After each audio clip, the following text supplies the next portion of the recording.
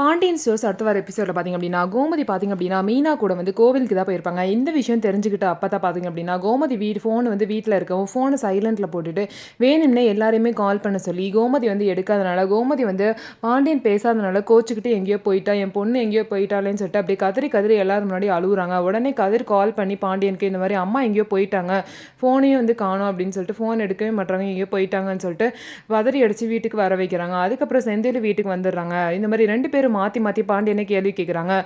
இப்படி வந்து இவ்வளோ கோவம் உங்களுக்கு தேவையா? இப்படி வந்து அம்மா கிட்ட பேசாமல் மதிக்காமல் அவங்கள இப்படி வந்து வீட்டை விட்டு போக வச்சுட்டீங்க அப்படின்னு சொல்லிட்டு கதிர் திட்டுறாங்க. செந்தில் வந்து நான் கல்யாணம் பண்ணிட்டு வந்தேன்னு சொல்லிட்டு என்கிட்ட பேசல, அவன் பண்ணிட்டு வந்தான்னு சொல்லிட்டு அவன்கிட்டயும் பேசல, இப்படி ஒவ்வொருத்துக்கிட்ட தேவையில்லாத விஷயத்துக்குலாம் இன்றைக்கி கோச்சிக்கிறீங்க, இதெல்லாம் வெட்டி வீராப்புன்னு சொல்லிட்டு அவங்க அப்பாவை ரொம்பவே அசிங்கப்படுத்துகிற மாதிரி பேசுகிறாங்க.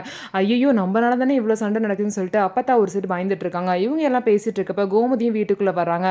அதுக்கப்புறம் இவ்வளோ தூரம் வாயடிச்சிங்களா, நான் என் மேலே தான் தப்புன்னு சொல்லிட்டு இப்போ தான் உங்கள் அம்மா வந்துட்டால என் மேலே தப்புங்கிறியா, அவங்க உங்களுக்குலாம் எதுவுமே செய்யாத மாதிரி தானே பேசுனீங்க, நான் கொடுத்த 2 பேருக்கு கொடுத்த 10 லட்ச ரூபாயை வந்து இன்னும் 2 மாதத்தில் திருப்பி கொடுக்குறீங்க அப்படின்னு சொல்லிட்டாங்க.